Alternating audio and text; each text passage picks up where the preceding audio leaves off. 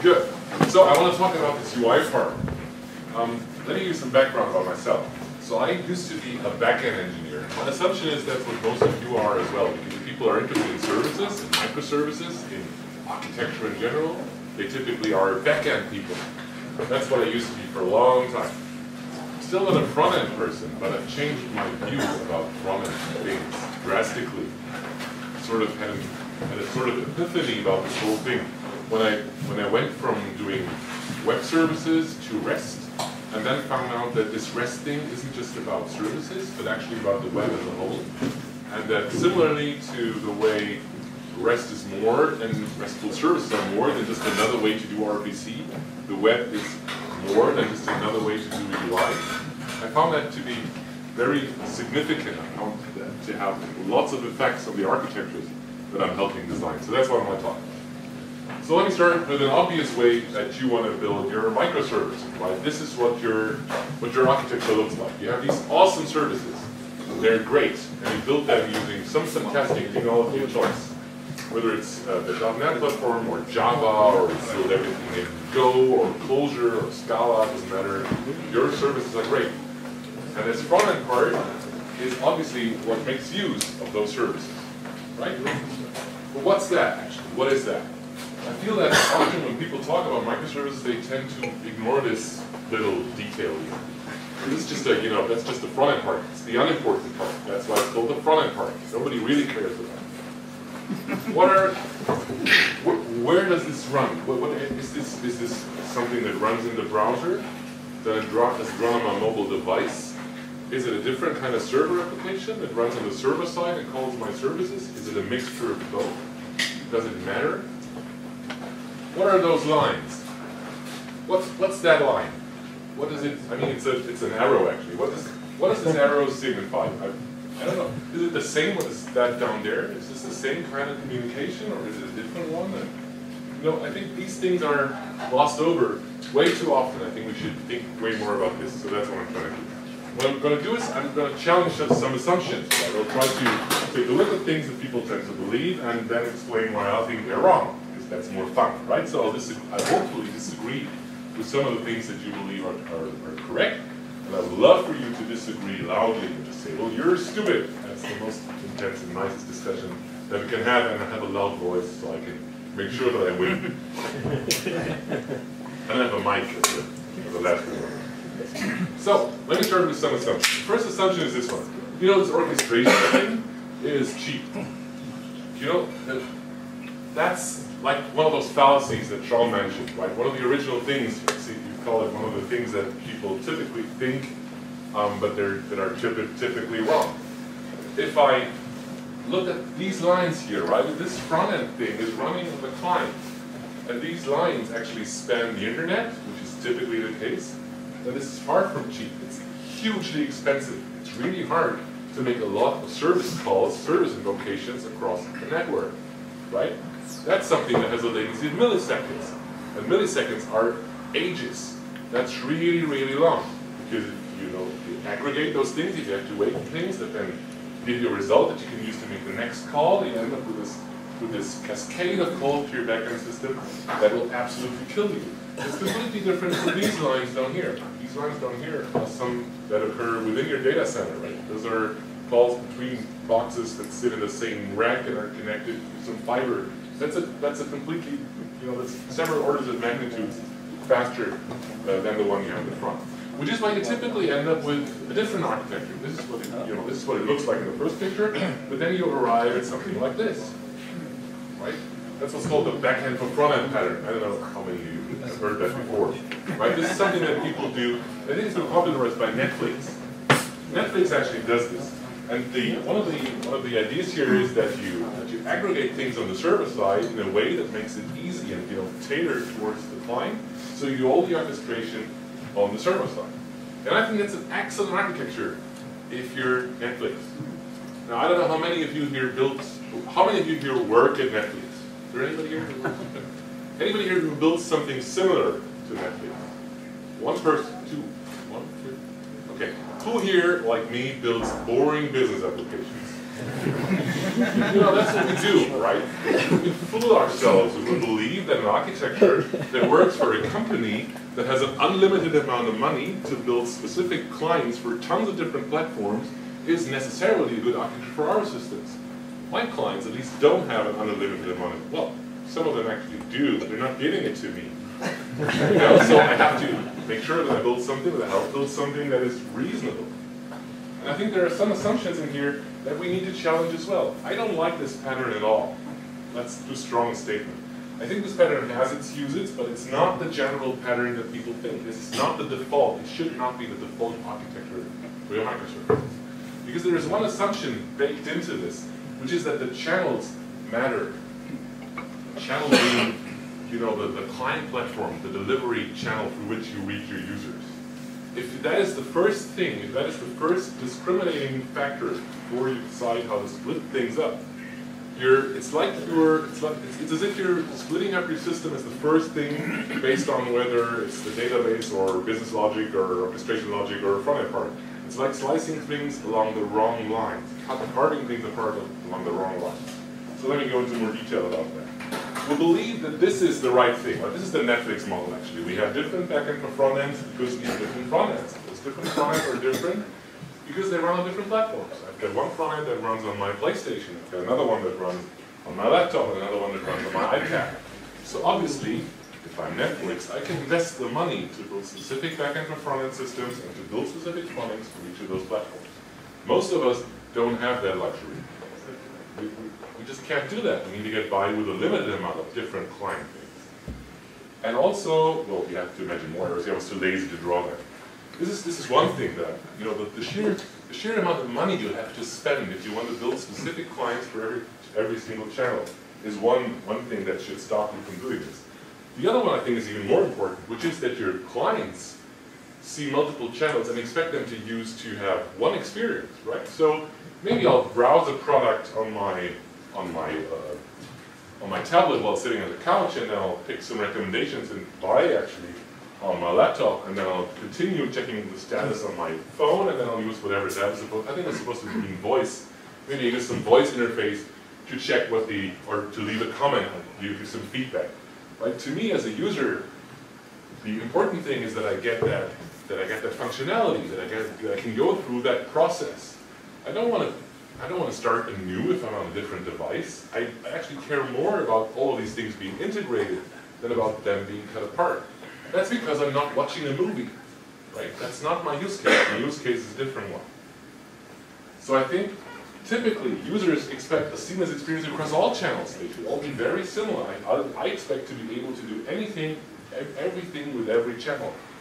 And even the channel distinction isn't that easy, even if you wanted to make it, because it's more of a situational aspect kind of thing, right? I can use my laptop while I'm on the road, and I only have a minute, or I can use my phone while I'm on the road, or I only have a minute. I can also be very relaxed and sitting at home and have an hour time to kill and just use my phone because I'm too lazy to pick up my laptop.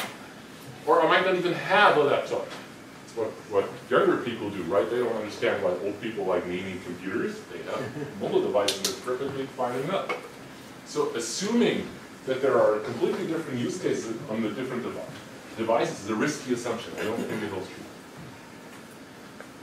Here's another one.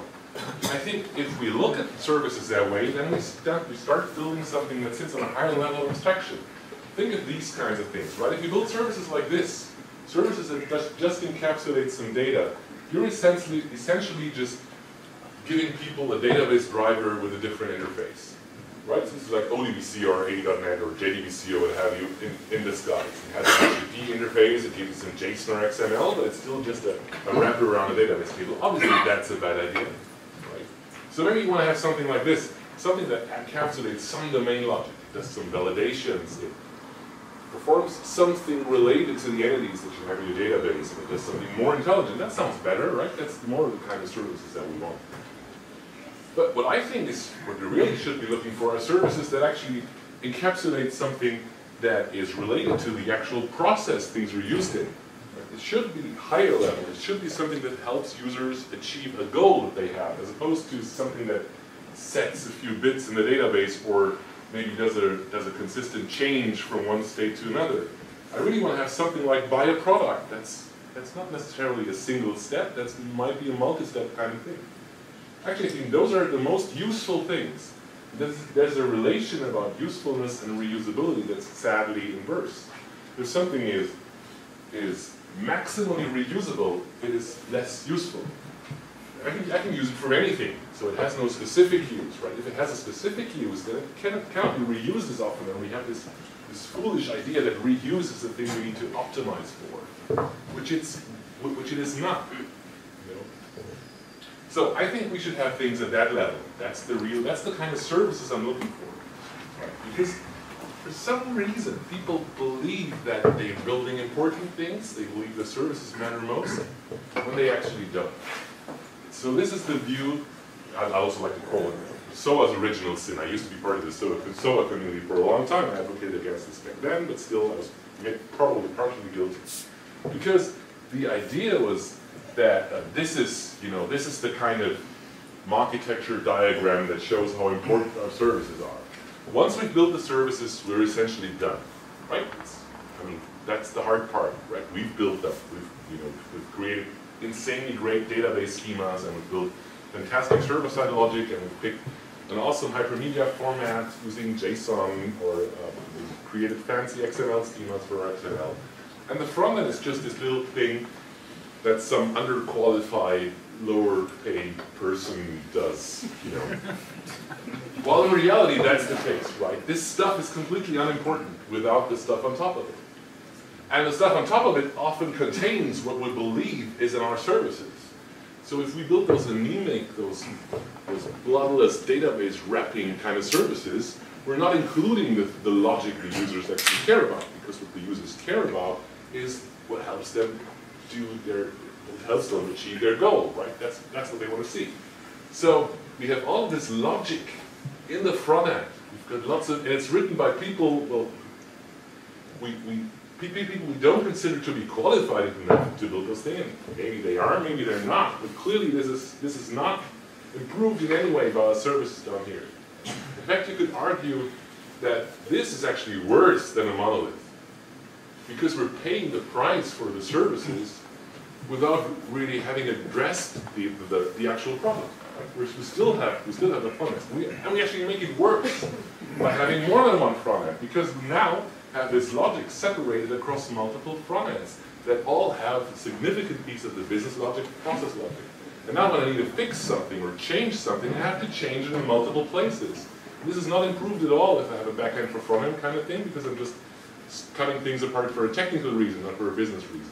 Can you see the point? Like we're heavily introducing a new burden by having to rebuild those things all the time. Also, you might notice that these are still monoliths, right? We now have multiple front-end monoliths. That's not what we're looking for. I think in an ideal world, we'd be looking for something like this. We would want these vertical slices. I love this concept. So I agreed with about 90% of what Sean said in the talk preceding this one, which is an insanely great number. It's highly unusual. So I agree with most of what he said. And this is something I strongly disagree with. I couldn't agree more. You know, I have something that has the front and back end parts for this particular piece of domain logic. It helps me to do everything there, right? And I have multiple UIs, maybe all of them, maybe just some of them. Sometimes I might not even need a UI, right? Some services might not have a need for any UI at all, because they really are just back-end services that are invoked synchronously, asynchronously, whatever suits the purpose, right? Sometimes you have those things. My favorite example of something that will always be synchronous is a security check. Before I send some crazy amount of money to somebody, I want to check that I'm authorized to do so. If that's an external system, that's definitely going to be a synchronous request-response call, and that's fine. So sometimes you have those things.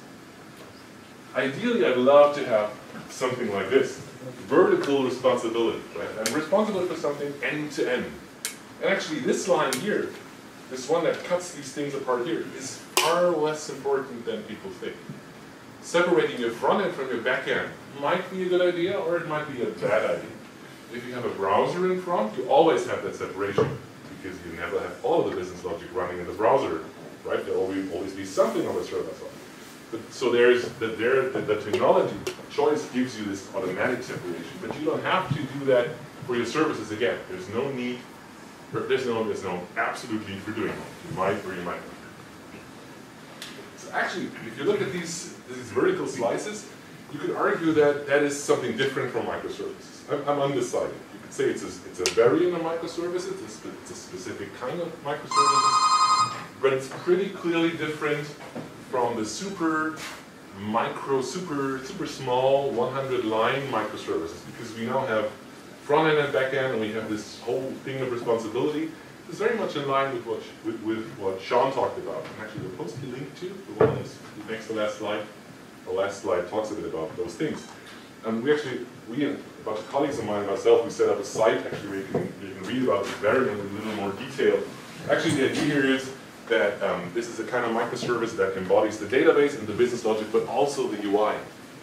And it encapsulates a number of tables. It has a bunch of related functionality, something that actually allows you to do a small part of a more complex business process.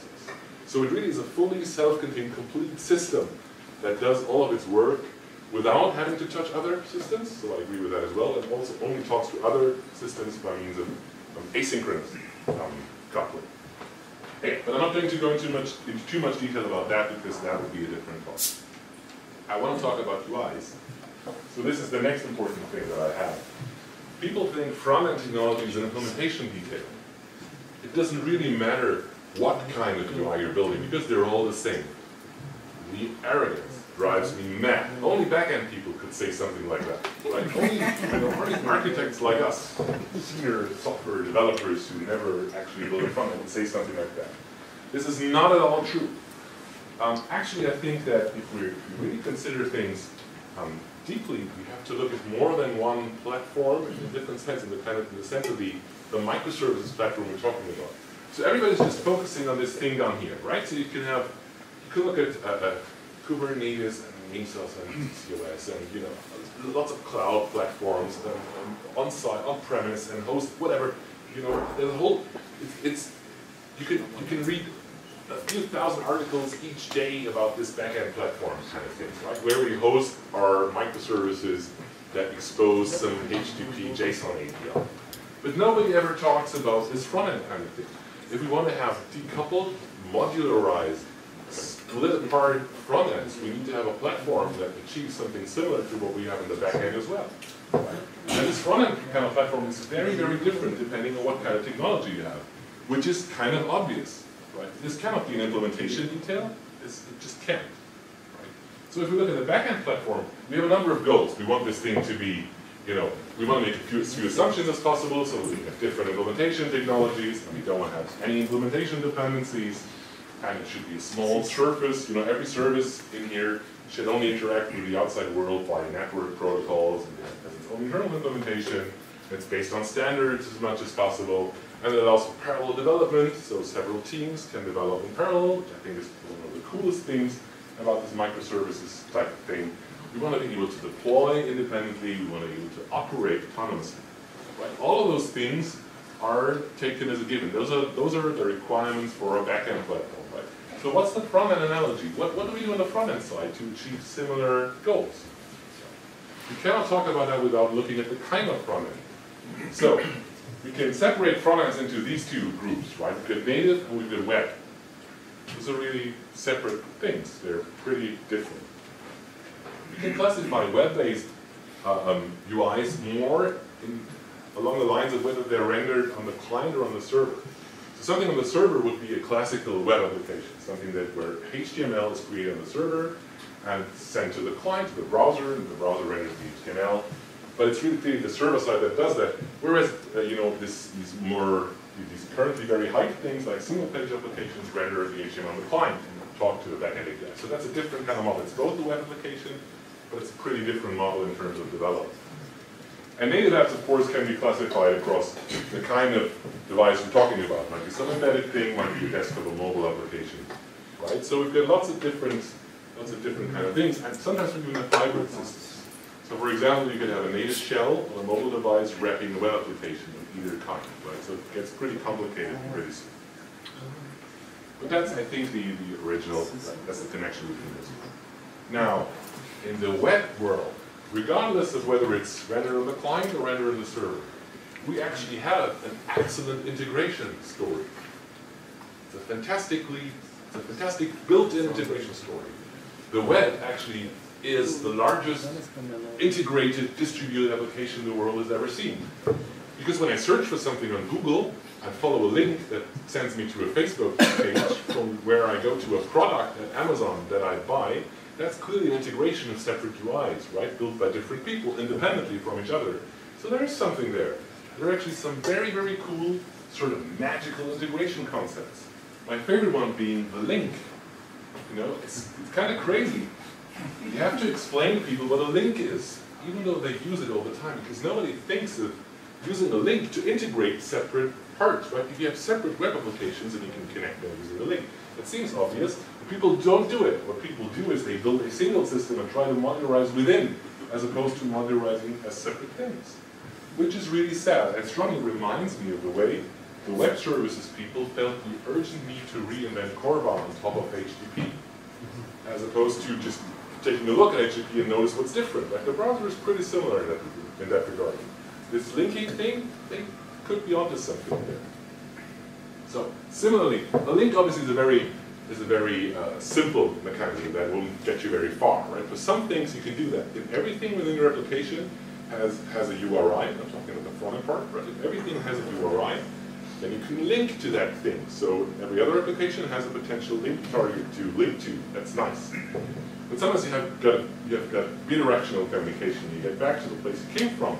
It's actually also something we see in a lot of places when we have these redirect games, right? When you use your Twitter account or your Facebook account to log on to some third party. This is what happens, right? You're redirected, your browser gets redirected to another site, you enter your username and password, and then you're asked, do you really want to give this kind of access to that kind of application? You say, yeah, I'm fine. And then you're redirected back to the original part, and then some complicated go-off game starts. But essentially what happens here is the UI integration is then completely based on browser redirects. Again, that is something you can use across company boundaries, but you can also use it to connect separate web UIs that you've built for your own systems. Again, that gets you a little further than the linking kind of thing, but still not enough. It may still not be sufficient for what you want to do. So here's the next option, which is often called transclusion. Here, the idea is that you have a link embedded in one page, so this one contains a link to that page. But there's actually a little piece of JavaScript here that will resolve that link for you and embed its result within the page, right? So you don't only have a single blue underlying anchor you can click on. You actually have the whatever it is. Let's say it's the shopping cart. So this could be the microservice that is responsible for the shopping cart, right? Here's a link to the shopping cart. I'm looking at a product that has a link to the shopping cart because I have certain things in my shopping cart. But those are separate systems, right? The product catalog is a different service from the shopping cart, from the ordering system, right? So when I click that link, I get to this different system. Obviously, I don't want to just have to click a link, so I use JavaScript to follow that link and embed the current preview of the shopping cart within the page on it. So that is another mechanism. And we might get some more. There's some interesting stuff coming up in terms of web components. Lots of debates on how to actually use them, unobtrusively or not. We'll get to that in a moment. But that could be some more options of doing it. Browser-based, standard-based integration without having to resort to any particular framework. So the browser takes the role of that platform. The browser is sort of the server-side Linux part, right? It's or the virtualization layer. It's what everybody can agree on. It's what everybody has. Because, face it or not, most people are building web apps, right? So that's the most obvious choice. And I like that. It allows for independent applications. I can combine, I can connect those things in a very, very loosely coupled fashion. I can actually have two things that are just connected by a link. So if one isn't available, the other one can easily just deliver its HTML and I can look and interact with it because as long as I don't click on that link, nothing happens. If I use the transclusion mechanism, I just start some sort of spinner, and if that times out, I just hide it. But the rest of the application still works. That's the kind of resilience I want from my UIs. If I compose the stuff on the server side, or if I make it on the client, build it on the client side as a result of multiple server interactions, I get something that's a lot has a lot tighter coupling. I want things to be loosely coupled, and this is a great strategy for it. It's obviously separately deployable because it's separate applications, right? It's based on a standard platform, updated on the fly, and so on and so on. It works on any device, which is very cool. So, when my company builds systems, when we advise our clients, what we typically do is we try to get by with this. We say, okay, let's just build a web app. We know. Your marketing department told you need an iOS app. I know. And your developers told you they need an Android app, because not all of them have iOS devices. But let's start with a web app, because that will reach everyone. And let's just start with a single one. Let's not build two, because that's stupid. Nobody should do that anymore. We're building a single thing. We're doing a mobile-first, responsive design kind of thing, because that is the cool stuff to do these days. It's also pretty gateway and accessible, and people can use it. And then we start from there, and we establish separate applications with some shared assets. So for example, for those different applications to look as if they were one, they have to share some topography and colors, iconography, and visual elements. But that's pretty much enough, right? You have to solve single sign-on, probably easily with a shared cookie or something if it's on the same domain. But you get them to be separately developable. They work. You can develop them separately, but they are all connected by means of the same UI strategy. We also try to not share code. So we don't share assets in terms of a push model. We actually have them imported and when they need them, right? So it's always pull versus push. You don't have a central team that makes changes to all of the services. The services themselves, the service teams themselves decide when they want to pull the changes that somebody has made to the central style guides, or the asset library, or the pattern library. So we sacrifice some efficiency because that's what you do once you start decoupling. Right? A decoupled system is always less efficient than a tightly coupled one, but it's easier to develop, easier to maintain, and better in the long run. So that's what we're doing. Right? And we get by with small front ends, loosely coupled. I actually think this is the best possible way to visualize. If you can stop here, that's awesome. When I thought about this, I remembered that I recently read this very cool quote. I had to insert it. It doesn't really belong here, but I had to insert it. Maciej Cydlowski. You should read everything he ever wrote. Just look up that guy. He's absolutely fantastic. And he wrote this as a strategy, right? If you're building a web app, make sure the most important elements of the page download and render first. It's strongly connected to my point, because with this approach, you don't have to build an app shell, right? You don't have to build something that does the integration, because the browser does the integration.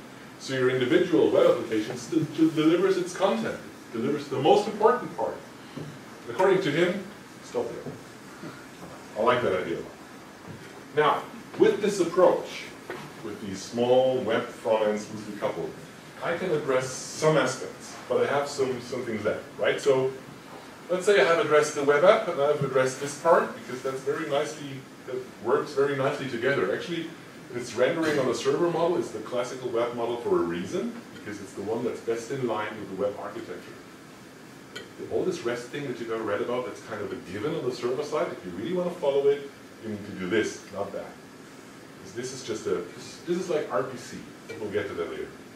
Now, I can do this. I can also have a hybrid app, right, that matches this nicely. I can have a shell, like a native. Maybe I need to install something in the App Store, right? So I have a small wrapper application that just embeds a web view and gives me the pages from the server side.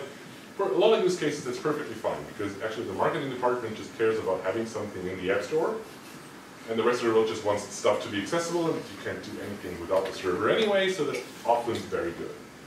Sometimes it's not. If it's not, then you have to do something else. So what is it that we do with these other technologies? What we typically do is we build monoliths. Right? So we build a native app, let's say an iOS app, and that's one iOS app. That's because there is no modularization strategy in the App Store approval process. There is no modularization strategy on your phone, weirdly enough. Now some people are trying, and they start to build something like links into the apps, but it's a joke compared to the capabilities of the browser. Your marketing department tells you, you have to have something in the App Store, you better do that. So, sometimes you can. And maybe the front-end monolith is okay, right? Sometimes that's perfectly fine. Because in general, sometimes monoliths are perfectly fine. It's not as if the monolith is always the best choice. I think a good monolith is a great choice, because a good monolith only bundles stuff together that can be handled together, where it makes sense to have one team work on it, which can be released as one thing. That's all fine. If that is the case, then the monolith is okay, and that's true both in the back end as well as in the front end. So don't waste your time modularizing something if it doesn't merit being modularized, because it's going to cost you. So native front ends resemble server monoliths. It's a native monolithic application, which is basically every native application, right? Then you've got those things. You've got other strategies to modularize, right? So you can see the goals from one of the last slides, right? What we can do is we can modularize internally, as in any monolith. It's not as if every monolith is just a huge block of one thing, right? It has modules or packages or bundles or whatever it is, plugins, whatever it is that you used before microservices came along, right? If you look at a complex program, it typically has some sort of internal modularization. And of course, you can do the exact same thing in your native monolith. And so you can get close to some of these ideas. So for example, you could have different teams build parts of the monolithic application. Like you had different teams building different packages within your monolithic server app. Right? You could use some platform interface, intents on the Android platform, whatever it is they have on the iOS platform, I don't know. You can synchronize those teams using release trains, and you can, for some discipline, you can all do that.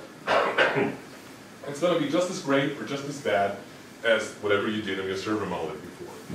Now, I'm sorry about that. I can't solve it, because the native platforms don't solve it. Right?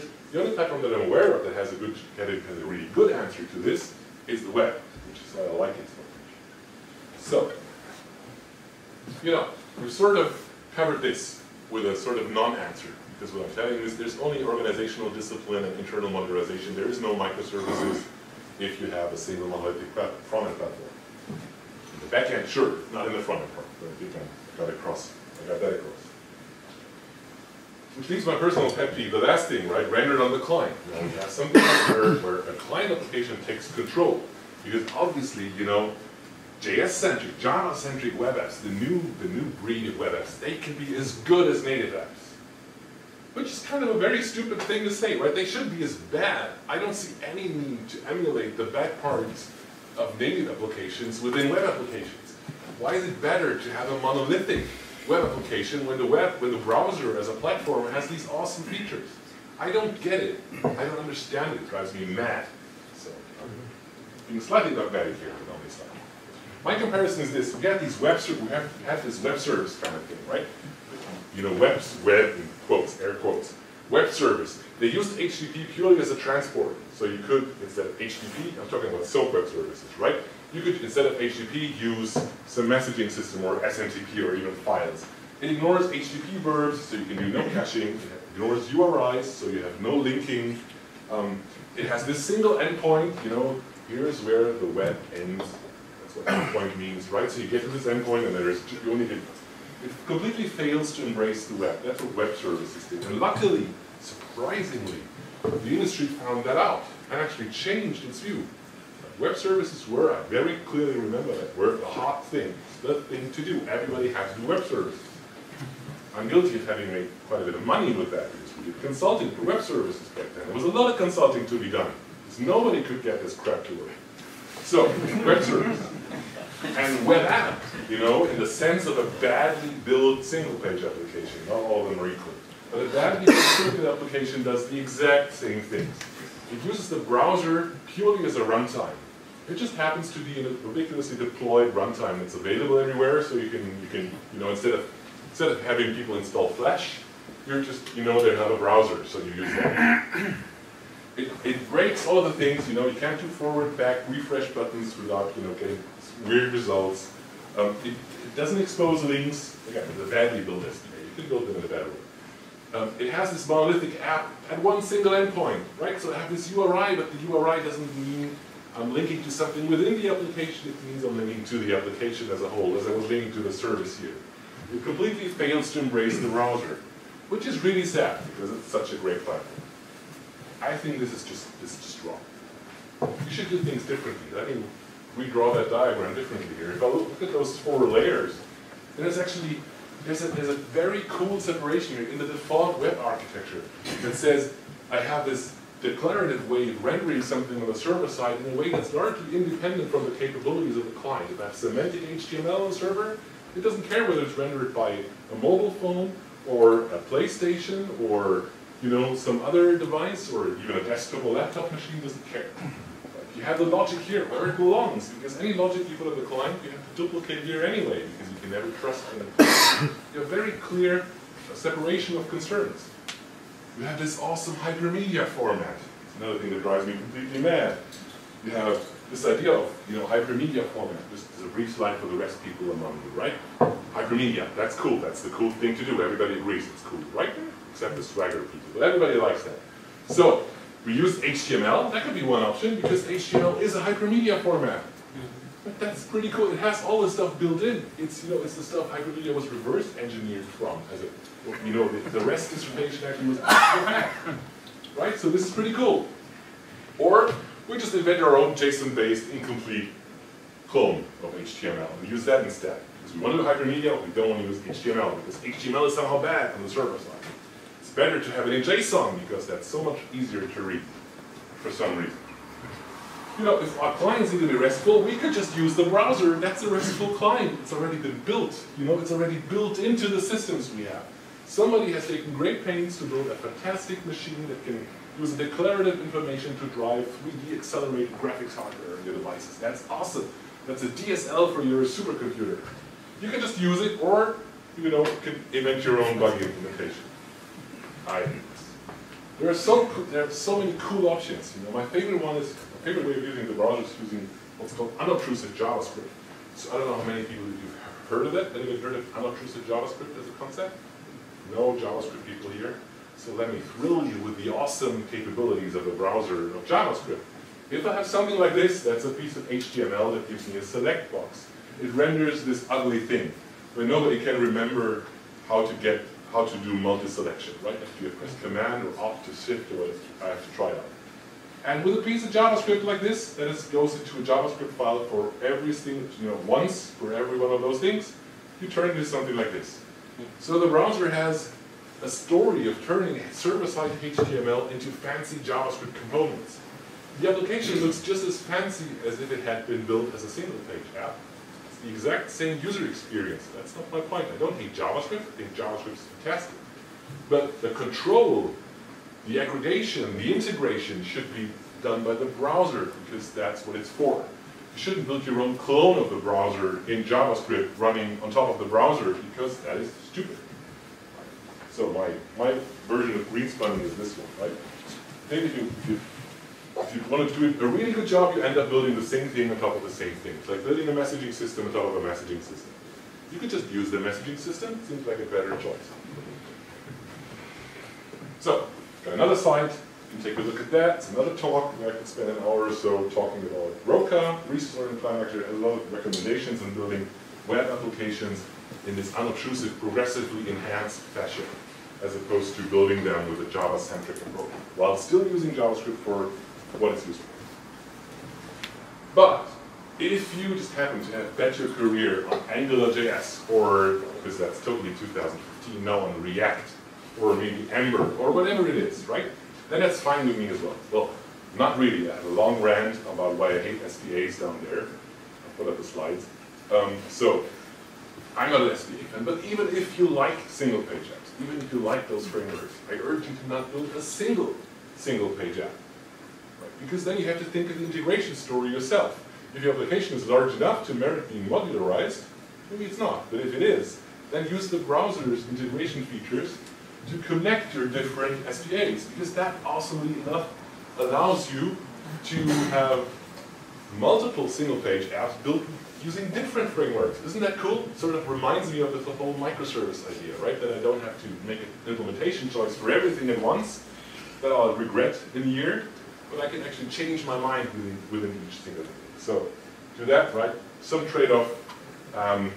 Avoid modularity a la Java EE. If people tell you that, well, Angular or Ember or any of those has this fantastic integration story, it's the same thing like the Java EE people telling you that they have such a great EJB concept, or the OSGI people telling you that they've been doing microservices for 15 years. They do tell you that.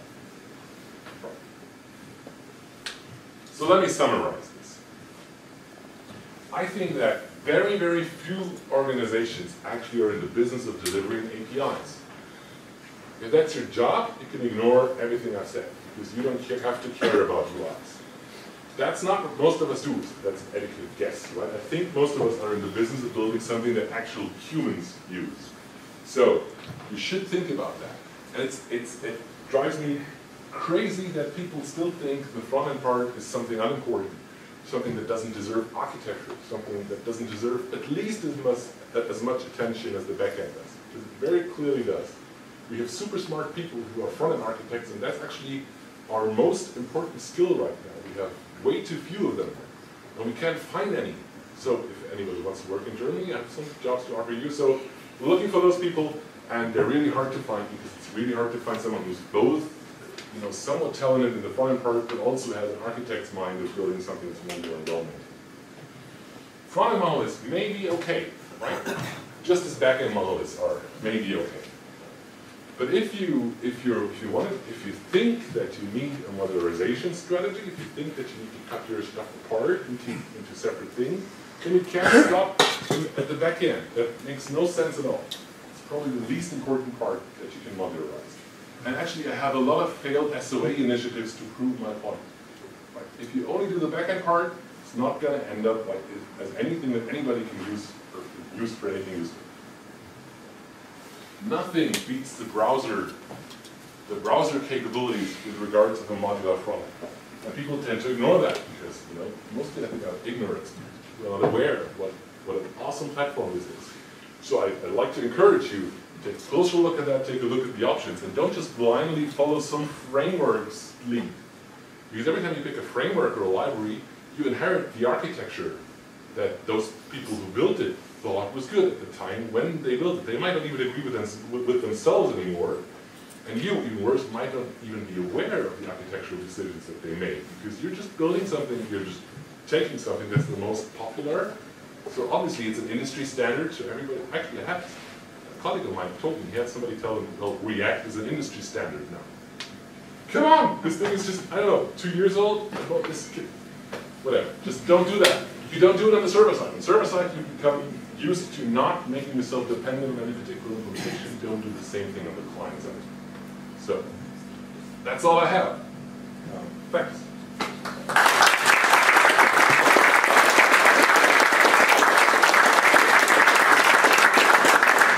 Any questions or comments or disagreements? Yes, I'm curious to know, like, one of the things that some of the front-end frameworks do very well is introduce their framework and do documentation on how to use it and get you along on that. Are there any equivalent things with, you know, other than reading a ton of RFCs? Yeah. Is there a way to easily get into something very rich and full-featured about that platform that you just described? Well, so one problem is that I'm telling you not to rely on a framework or library, and I don't have a document framework or library that proves why this is a good idea, because that would sort of be totally beside the point, right? But it's so I get the feeling, and I get the question a lot. So we try to do something, and it's far from perfect. I actually think it's even far, more far, whatever. Let me just show you what we have. So we have this thing, it's called Roca. It has some description about what you should do on the server side and client side to build a single vertical slice. So this is not yet related to microservices. This is the vertical part about how to build the web UI so that it aligns with the browsers and with the web's architecture. That's this part. You can explore that. It has some rules. So again, it's just, you know, this is just rules so that you can claim that you adhere to this or disagree with it explicitly. Say, we're not doing this because we think it's stupid. That's fine as well. It serves its purpose if it clearly defines that concept, right? That you can make an educated decision here. And it has some things like, for example, an FAQ that might answer some things related to that. And it also has a set of libraries. Now those libraries are small JavaScript libraries that all use this progressively enhancing, this unobtrusive approach. So for example, if you look at something like, I don't know, accessible tabs, right, that turns an HTML table into a fancy interactive JavaScript thing, but it's a small thing. This is not a complete thing. It's not a single stock framework solution, because that will be beside the point, right? The idea is that you combine those things to form something that's more useful. That will be the vertical part of things. And we also built the second thing for the horizontal part, so that's called self-contained systems. That's the idea of having separate applications, and each of those applications, following the model that Sean explained, with or without the CPRS part, that will be an internal decision there. Right? This single slice has the data, the logic, the UI, and this slide says a little bit about how to link those things. So that's our attempt at giving you something to take a look at. And it has links to articles and presentations, and it has a Twitter account. What you do for marketing purpose. But there's nothing to sell. Maybe except for consulting, but there's no product. And actually, we've made sure that we had lots of contributors. So we have clients of ours and competitors of ours, and friends and partners and people we know contributing to both sides to help us refine the concept and make it useful. One of the things, you're just an Angular, but one of the things that Angular gives you is it gives you a consistency of how you build your UI. Whereas if you're starting to mix and match different libraries from different, different authors, I've done Angular apps now. I've never done a single page Angular app, but I like Angular because it gives me that consistency. So I think it does two different things. One is first of all, one thing that it doesn't do is give you a consistent UI. For that, you would need a front-end framework like Bootstrap, for example. Yeah, right? They tie together very well. Well, I think what it gives you is it gives you a model for building all of your logic in JavaScript. And the model I'm suggesting is that you don't need to do that. So I don't have the need for something like Angular because it's being done in a different way. So how can I explain that? Actually, what you do when you're building something with Angular, you're building a lot of logic in the client. That's sort of the point, right? You have something that gives structure to the way you build logic in your client. Well, I don't want logic in the client. I don't have logic in the client. Yeah, a lot of when I do it with Angular, it's usually the validation logic, the form validation and stuff like that. You don't want to have to do a web submit to know that your form is screwed up. Right? Yes. So I draw the line. It's actually one of the Roca things from this side. There's one principle. I don't know where. I used Roca as but it's obviously been updated in the last 2 years. That's probably true. Yeah. So one of the ideas here is that you only do very limited validation in the clients. There's the kind of validation that you can do declaratively. So if I can code in the HTML something like this is an email address, so this has the following regular expression, then some JavaScript logic on the client that uses that declarative information to build a powerful component is awesome. And if you build that using Angular, perfectly fine. That's just the use of the library. But Angular, in that model, Angular doesn't take the role of it doesn't sit in the driver's seat. I still do the validation on the server anyway. Exactly, you have to do it anyway, right? The real validation, you have to do it on the server anyway. There are the business constraints. Exactly. As soon as you have something like, you all know this, if you have something like when there's a value less than 2,000 in that field and a value more than 3,000 in that one, I have to select a region with that restriction in that. I never build that on the client because it sucks to have it on the client because you have it on the client and the server and you have to maintain both. So I always do that with an AJAX call to the server, right? So the server does the validation. I don't re-render the page because that would be stupid, right? But I still maintain I adhere to the rule that every real business logic has to be on the server. And I feel that many people lose this restriction when they just blindly follow the model. Let's just build everything in JavaScript. There is clear architecture in the web and in the browser in the role that HTML and CSS and JavaScript have. And JavaScript's role is actually enhancing the user experience, not taking complete control over it, in my view. Of course, that's just my view. You can believe whatever you like, and if you talk to somebody who's only doing Angular or only doing Ember or only React, they'll strongly disagree with me, which I think is kind of a fun part of it. More questions? Maybe one last? Yes. Is it possible to get good UX with that sort of at the glass, at the browser style interaction? Because there have been a lot of attempts at it in previous years, with portlets, client-side portlets, and I don't like any of that. Right. So I think the gotcha is, and I've done a few of them, that the UX has never been as good as a good the ones I've seen, admittedly in my experience, as a good, like, well-designed front-end app using SPA or not, sorry, SPA, multiple SPA patterns. Well, first of all, I think there is a point to be made that a web app will never have the exact same user experience as a native app. Sure. And that, nothing can, well, soon, short of the browser having all the features of the native platform, this will never change, right? There's always be restriction. Also, native apps typically are built in a non-dynamic language, right? So you have a little performance advantage there as well. You can use all of a platform. They're typically not built cross-platform. They'll always have an edge, right? So I think if your goal is to have the absolute best user experience possible on a particular device, you have to build a native app. I think most of the time you can't afford to do that. Maybe you can afford it for one platform, but you have to serve the others as well. So I think in most business scenarios, you start with a web app because that's the only thing that reaches everyone, and then you build a native app for the cases where you can really justify spending the extra. Now within the web platform, I don't see any reason why a system built with unobtrusive JavaScript, server-side HTML should be any less performant or any less great than a single-page app. That's really not the distinction. It may appear that way, but it's really not. Because you're using the same platform, the same programming language, the same visual controls, the same browser APIs, you can build everything in the same way. The question is just, is the framework into which everything is embedded, is that the browser controlled by the HTML, or is it a JavaScript application implemented in JavaScript running in the browser?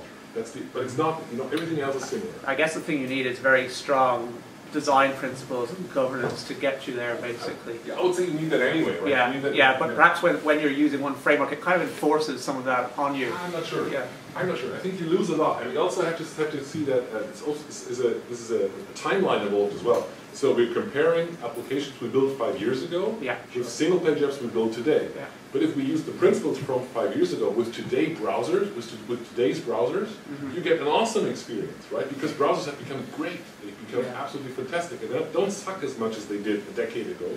But still people remember them like that. Are there any good examples of sites built with that we could look at? So a good example is all of the Basecamp stuff. You know any of that? Yeah. Right? So the Basecamp people have very nice applications. I think they work very, very well. They have awesome mobile applications that are just hybrid, right? They've got this cool thing called TurboLinks. TurboLinks 5 is the new version that'll just turn every link, every page change into an embedded page refresh. There's a lot of pretty cool technology out there. I think we'll leave it at that. We can have a discussion afterward, but let's close the official part right now.